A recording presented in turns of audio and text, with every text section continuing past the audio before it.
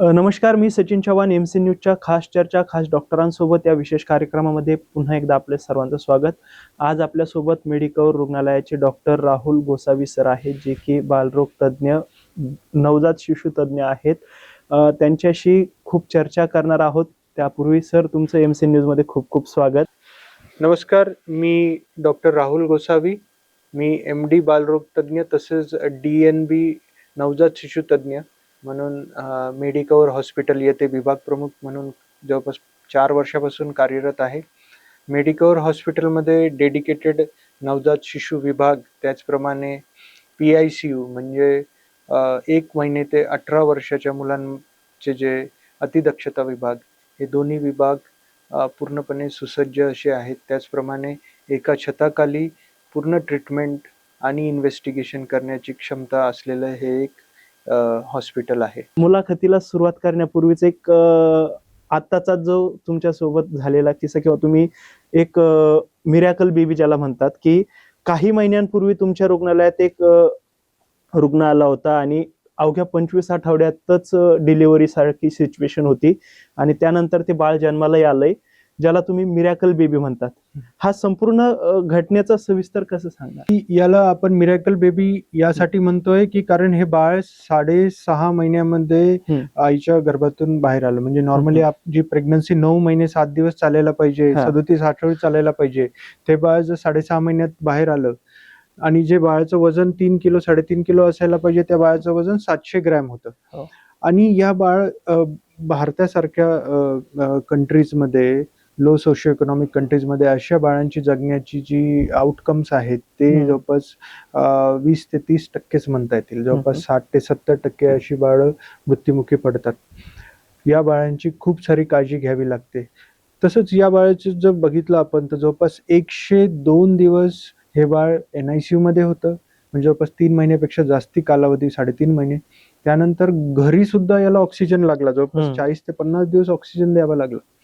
आणि त्या बाळाला रेटायनोपॅथी ऑफ प्रेमॅच्युरिटी म्हणजे डोळ्यांच्या नेत्रपटलांवरती झाक येणे किंवा पडद्यावरती ॲबनॉर्मल व्हेसल्स डेव्हलप होणे, त्यामुळे त्याची ऑपरेशन करावं लागणे. बाळाला BPD, ब्रॉन्कोपल्मोनरी डिस्प्लाझिया म्हणून एक जी न्यूबॉर्नची अशा अकाली जन्मलेल्या एक्स्ट्रीम प्रीमॅच्युअर बाळ जे वाढतात, त्या बाळांमध्ये जी लंग कंडिशन होते ती डेव्हलप झालेली होती. त्याचप्रमाणे CMV इन्फेक्शन सुद्धा झालेलं होतं आणि CMV इन्फेक्शनची ट्रीटमेंट 6 महिने चालली. त्यामध्ये पालकांचे खूप सारे प्रश्न, म्हणजे हे बाळ जगेल का, तिथून ते जगलं तर कसं राहील, त्याची न्यूरोलॉजिकली म्हणजे शारीरिक दृष्ट्या सक्षम राहील का, चालेल की नाही, का मेंदूमध्ये काही ॲबनॉर्मलिटी राहील. आणि ह्या सगळ्या गोष्टी घडत असताना अल्टिमेटली ते बाळ व्यवस्थित निघणे, आणि जवळपास आता 10 महिन्याचं होतं आहे ते बाळ. 10 ते 11 महिन्याचं होतं आहे आणि व्यवस्थित वाढत आहे. म्हणजे बसायला लागलेलं आहे, हसतंय, चांगला रिस्पॉन्ड करत आहे. तर याला मिरॅकल बेबीज म्हणता येईल, कारण की आउटकम खूप छान आलेले आहेत यामध्ये. अनेकदा प्रसंग येतात की 9 महिने पूर्ण होण्या अगोदर किंवा कमी वजनाचे बाळ जन्मतात. अशा बाळांना वाचवण्यासाठी कोणते मोठे आव्हान असतात तुमच्यासमोर? सर, भारतामध्ये अकाली जन्मलेले म्हणजे 37 आठवड्यापेक्षा कमी कालावधीत जन्माला येणाऱ्या बाळांची जी संख्या आहे ती खूप मोठी आहे.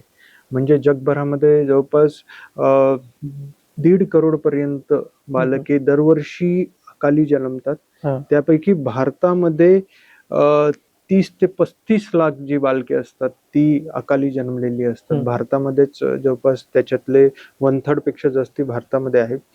त्यापैकी जवळपास 1 ते 2% जी बालके ही एवढी प्रीमॅच्युअर असतात. भारतामध्ये प्रीमॅच्युरिटी हा एक अंडर 5 मॉर्टॅलिटी म्हणजे 5 वर्षाच्या खालच्या जी मुलं मृत्युमुखी पडतात त्यामध्ये प्रीमॅच्युरिटी एक मोठा भाग समजला जातो. तर या बालकांची काळजी घेण्यासाठी खूप सारे कष्ट पडतात. नक्कीच. प्रीमॅच्युरिटी किंवा आपण अकाली ज्याला जन्म म्हणतो, याच्यामध्ये उपचार करण्यासाठी, म्हणजे नवजात शिशु असेल जो की कमी वजनाचा आहे, तर ह्या उपचारांमध्ये आता काही आधुनिक तंत्रज्ञान आलंय आपलं? खूप आधुनिक तंत्रज्ञान खूप डेव्हलप झालेले आहे यामध्ये. म्हणजे आम्ही जो अभ्यास करायचो 2009-2010 या कालावधीमध्ये, तेव्हापासून आतापर्यंत म्हणजे कम्प्लीट 180 डिग्रीज टर्न झालेला आहे. नवीन इन्स्ट्रुमेंट्स आलेले आहेत, जसं की इन्क्युबेटर्स आहेत, व्हेंटिलेटर्स आहेत. त्याचप्रमाणे नवीन व्हेंटिलेटर्स जे एकदम कमी, म्हणजे या बाळाला ऑक्सिजनची डिलिव्हरी जी आहे ती जवळपास 4 ते 5 ml फक्त ऑक्सिजन प्रत्येक ब्रीथला दिला जातो. 4 ते 5 ml.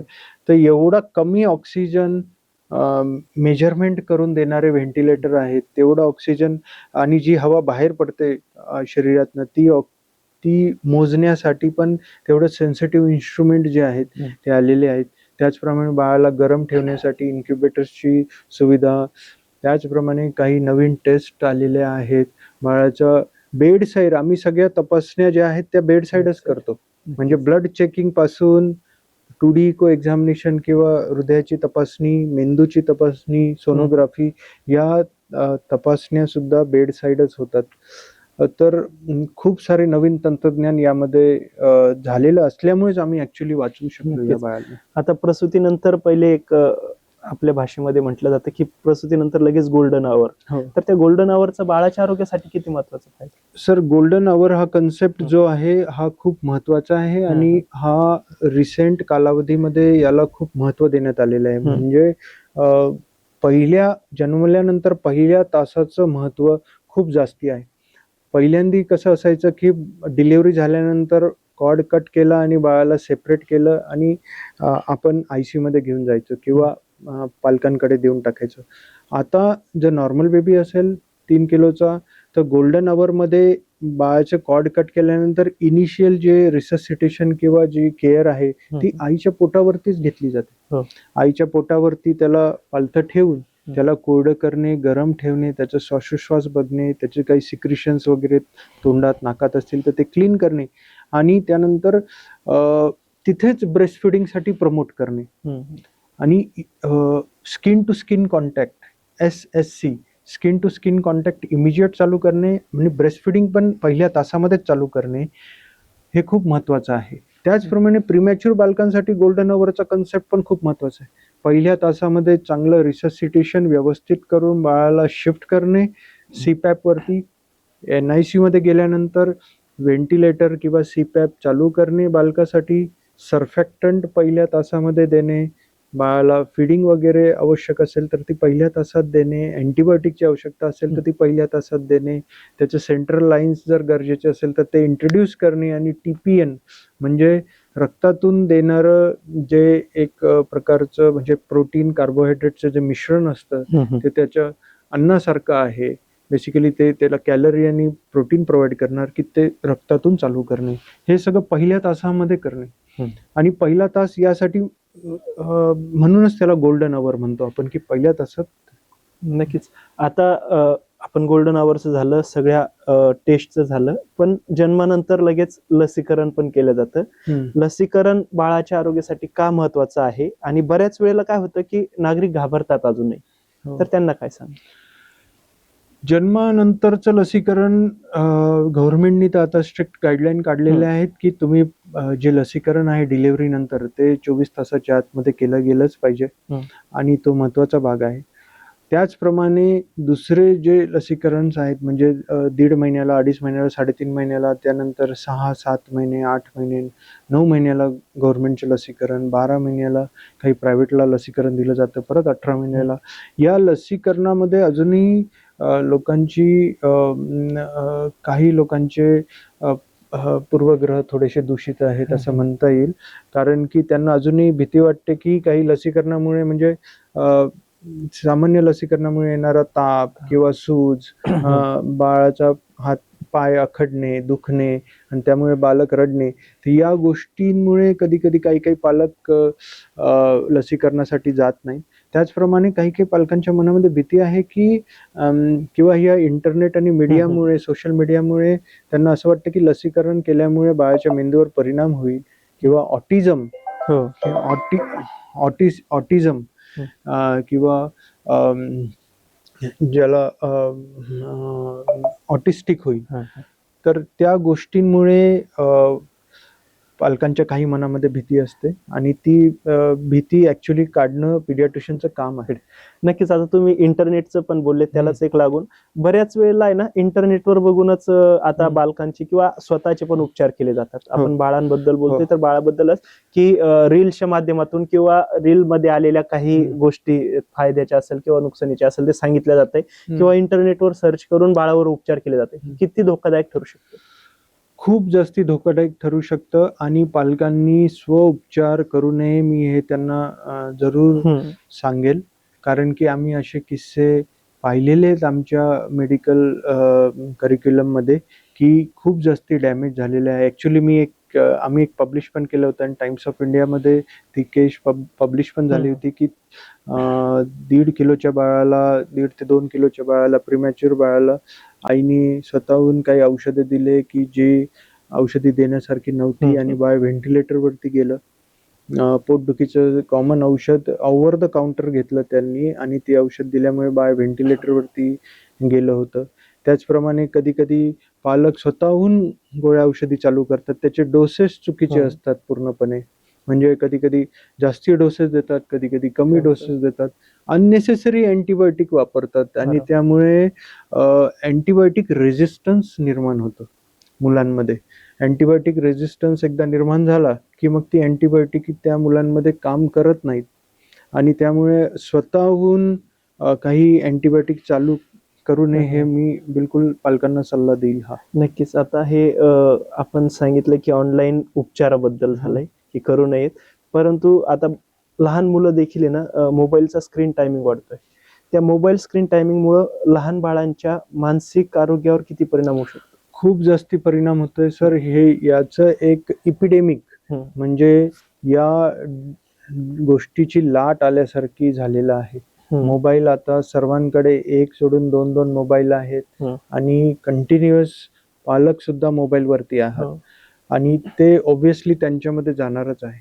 आपला मोबाईल हा आयुष्याचा अविभाज्य भाग झालेला आहे आणि मोबाईल वापरताना ते शेवटी ते लहान मुलंही तेच शिकणार की मोबाईल कसा चालवायचा किंवा रील्स. तो काही खेळत नसेल किंवा गडबड करत असेल त्याला मोबाईल देणे, जेवण करत नसेल तर मोबाईल वरती त्याला व्हिडिओ दाखवणे आणि मग जेवू घालणे.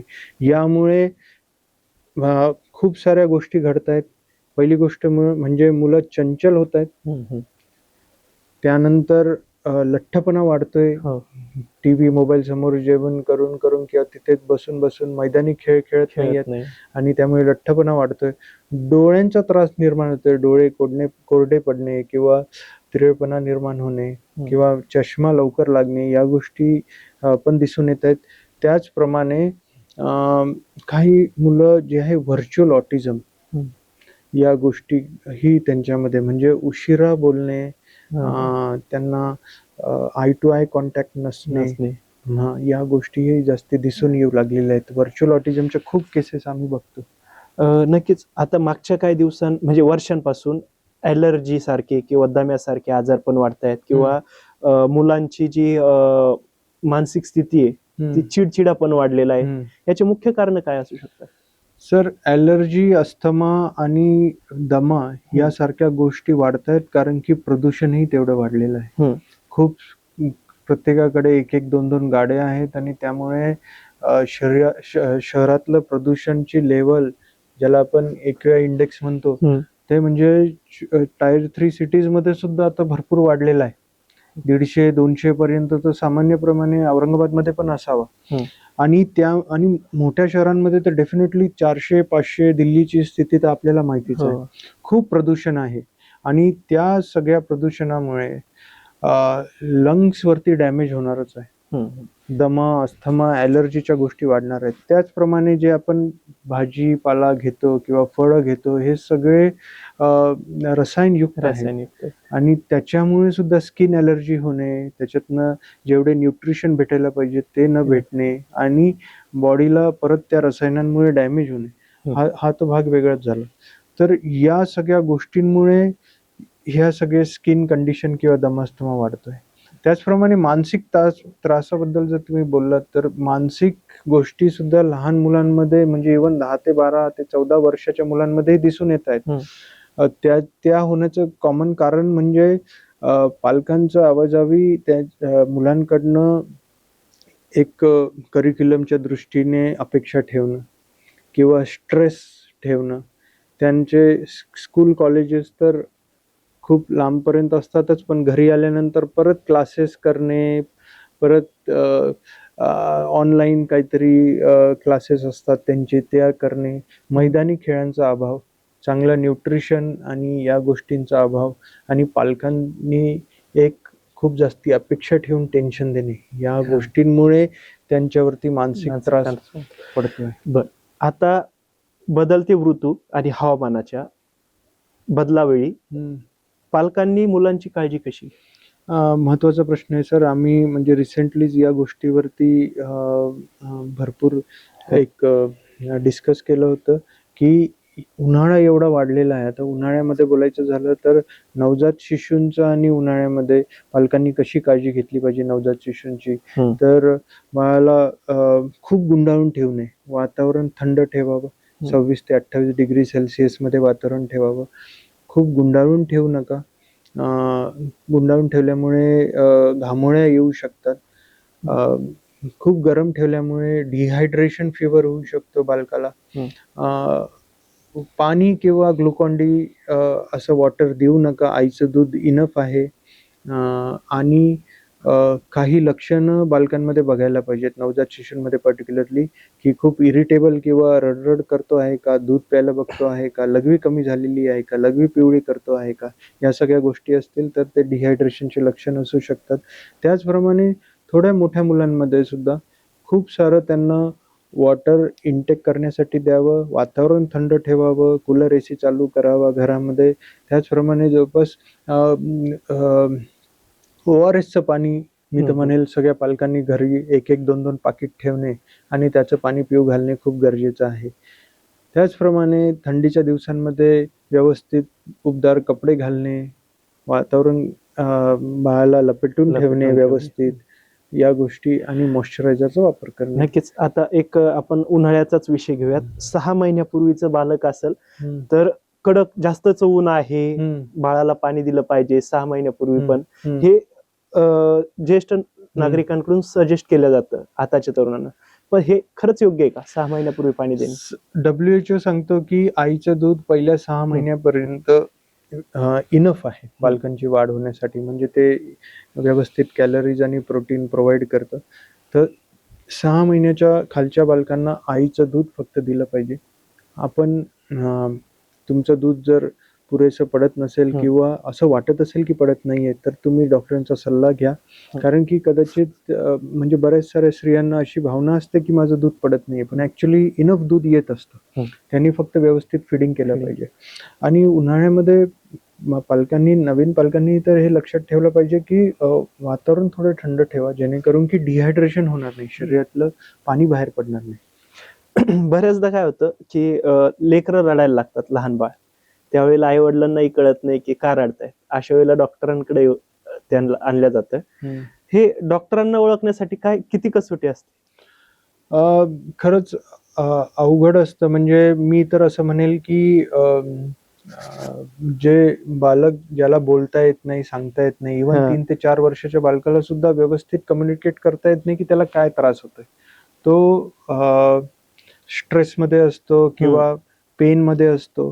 तर म्हणजे पशुवैद्यक शास्त्रासारखं आमचं कोरिलेशन करता येईल. आम्हाला ऍक्च्युली अनुभव आणि स्किल्स, त्याचप्रमाणे हिस्ट्री टेकिंग, म्हणजे पालकांना विचारावं लागतं की कसं दूध पितो आहे, किती वेळेस दूध पितो आहे, लघवी संडास कशी आहे, काय काय त्रास होतो आहे, कधी कधी रडतो आहे. त्यानंतर एक्झामिनेशन करणे आणि स्किल्स, या गोष्टींवरूनच आम्ही समजून घेतो की काय त्रास होत असावा आणि त्यानुसार तेही असतं की कमी औषधी द्यावीत यांना, खूप जास्ती औषध देऊ नये.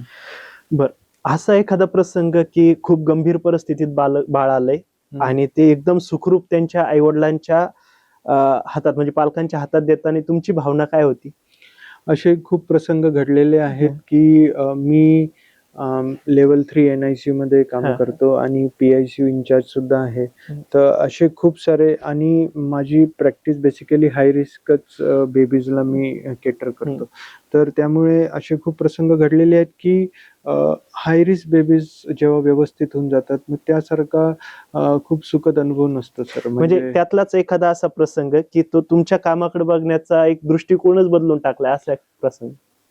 सर मी तुम्हाला सांगतो, मी पूर्वी ज्या हॉस्पिटलमध्ये काम करत त्या हा. ठिकाणी असंच एक घडलेलं की एक बाळ ज्याची बेसिकली त्या बाळाला इपिडर्मोलायसिस बुलोजा नावाची कंडिशन होती. ही एक जेनेटिक कंडिशन आहे ज्यामध्ये पूर्ण स्किन आपोआप निघून जाते. फ्रजाइल स्किन असते. बटरफ्लाय स्किन डिसीज पण म्हणतात त्याला, की जशी बटरफ्लायची जशी आपण जस्ट हात लावला तरी इट कॅन ब्रेक, तसं बटरफ्लाय स्किन डिसीज पण म्हणतात. तर इपिडर्मोलायसिस बुलोजा ही कंडिशन त्या बालकाला झालेली होती आणि त्या बाळाला पूर्ण शरीरामधलं असं जखमा झाल्यासारखे झालेले होते आणि आम्ही त्यांना सांगितलं होतं की हे बाळ वाचणं शक्य नाही आहे, खूप अवघड आहे. तरी पालकांचं होतं, काहीही करा तुम्ही याला वाचवण्याचा प्रयत्न करा. आणि मी त्यावेळेस बजाज हॉस्पिटलला होतो. त्यांनी ॲडमिट केलं, आम्ही त्याची ट्रीटमेंट केली. जवळपास 1.5 ते 2 महिना बालक ॲडमिट होता. पण पालकांचं हेच म्हणणं होतं की तुम्ही काही झालं तरी वाचवा. मग त्या गोष्टींवरून आम्हाला हेच समजलं की पालकांचा आत्मविश्वासही पाहिजे डॉक्टरांमध्ये, की तुम्ही ट्रीटमेंट करा. आणि त्यांनी सुद्धा हिरवा झेंडा दिला पाहिजे ट्रीटमेंट करे. आणि मग त्यामुळे माझा म्हणजे बिलकुल म्हणजे जे केस आपल्या हातात नव्हती ती पालकांनी तुमच्यावर ठेवलेल्या विश्वासामुळे तुमच्याकडे रिटर्न आली आणि तेच महत्वाचं होतं. एक शेवटचा प्रश्न या मुलाखतीच्या शेवटाकडे जातोय. नवीन पिढीतील पालकांना बाळाचं संगोपन चांगलं होण्यासाठी, म्हणजे मुलाचं संगोपन चांगलं होण्यासाठी काय महत्वाचा सल्ला देणार? नवीन पिढीतील पालकांना मी हेच सांगू इच्छितो की खूप साऱ्या अपेक्षांचं ओझं मुलांवरती टाकू नका. त्यांना वाढू द्या, त्यांना निसर्गामध्ये खेळू द्या, वातावरणामध्ये खेळू द्या किंवा ग्राउंडवरचे खेळ खेळू द्या, जेणेकरून की त्यांची शारीरिक क्षमताही वाढली पाहिजे. दुसरी गोष्ट आहे की प्रत्येक गोष्टींना गुगलवरती शोधत बसू नका. गुगल डॉक्टर स्वतः बनू नका तुम्ही. आणि जे विशेषज्ञ आहेत त्यांची मदत घ्या तुमच्या बाळांच्या आजारपणामध्ये. त्याचप्रमाणे कंपॅरिझन करतात आजकालचे पालक, म्हणजे एका मुलाचं दुसऱ्या मुलाशी किंवा शाळेतल्या दुसऱ्या विद्यार्थ्यांशी कंपॅरिझन करतात. मी हेच म्हणेल की कंपॅरिझन करणे किंवा त्यामुळे मुलांना बोलणे हे करू नका. प्रत्येक बालक हा वेगळा असतो आणि त्याला त्याच्याप्रमाणे त्याच्या कलेनी वाढू द्या. तर नक्कीच यासारखा शेवट नाहीये. आपल्या सोबत होते डॉक्टर राहुल गोसावी सर, बालरोग तज्ञ, नवजात शिशु तज्ञ, मेडिकवर हॉस्पिटल मधून त्यांनी वेळ काढून आपल्यासोबत चर्चा केली आहे. त्यांनी बालकांचं संगोपन कसं करावं, उपचार कसे करावेत, त्यांच्या आयुष्यातले चांगले म्हणजे करिअर मधले चांगले वाईट प्रसंग आपल्यासोबत शेअर केलेत आणि पालकांना एक चांगला सल्ला दिलाय. सर, तुम्ही MC न्यूजला वेळ दिली त्याबद्दल खूप खूप थँक्यू सर. पुन्हा एकदा भेटूया नवीन डॉक्टरांसोबत नवीन माहिती घेऊन. तोपर्यंत नमस्कार. थँक्यू.